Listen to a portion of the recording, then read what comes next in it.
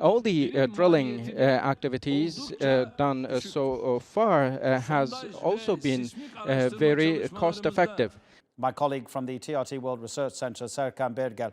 Serkan, I know that your specialization, your PhD, was in the dispute in the Eastern Mediterranean and drilling rights there, and there's so many countries that have their own particular interests. When you look at the countries that border the Black Sea, you've got Turkey, Bulgaria, Romania, Moldova, Ukraine, Russia, and Georgia.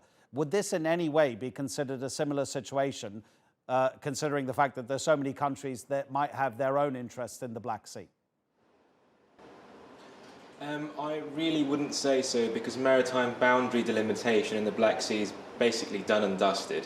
And a lot of these maritime boundary delimitations have happened decades ago. For example, Turkey signed one with the former USSR, which the successor states of the USSR inherited.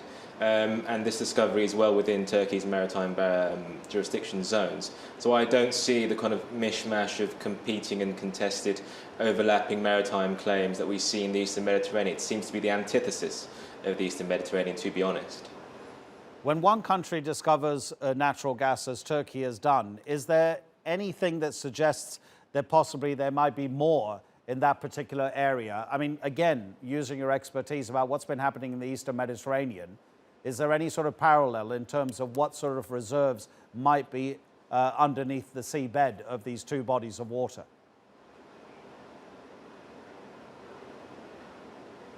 I think there's a maxim in the industry that what is most known, or the time at which we know the most about a particular resource, is at the end of its commercial life cycle.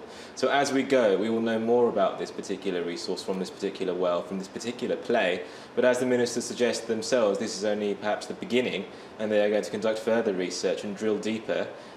These 9 exploratory wells that came, they're quite expensive feats to undertake, and it only takes one discovery to kind of change the picture, as it has done. But I would avoid, for example, any sort of exaggerated claims about a great geopolitical upheaval and so on and so forth. This resource seems to be first and foremost something that will help Turkey allay its current account deficits if it is brought to market, if it's commercialized successfully, and if it is managed successfully as well. Serkan, how does Turkey's capacity to research and drill for natural resources compared to other countries? I mean, the President was talking about the two drilling ships and the 2 research ships. And these, for Turkey, have only really become important, and the policy has only become particularly important over the past 10 or 15 years or so. And we see the results now, as announced by the President. But how does Turkey's capacity compare to other nations? Well, sort of before I get to comparisons, the really sort of ironic thing is that the tensions in the East Med precipitated Turkey to increase its agency as it comes to exploring or exploiting natural gas resources or other resources. So these kind of movements in the Eastern Mediterranean have prompted Turkey to kind of jump on the bandwagon as well. As before, we only had, for example, what was it called, the Piri seismic research vessel in the early days of East Med tensions from, 2007, 2008. And Turkey has come a long way to developing its own capacities, and it has borne fruit. I think that one of the ministers said that, for example, they had relied on outside actors to do seismic surveys, and nothing came of it.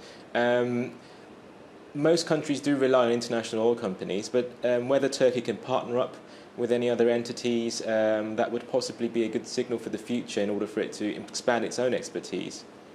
Okay, Serkan, thank you so much. Serkan Birgel from the TRT World Research Center.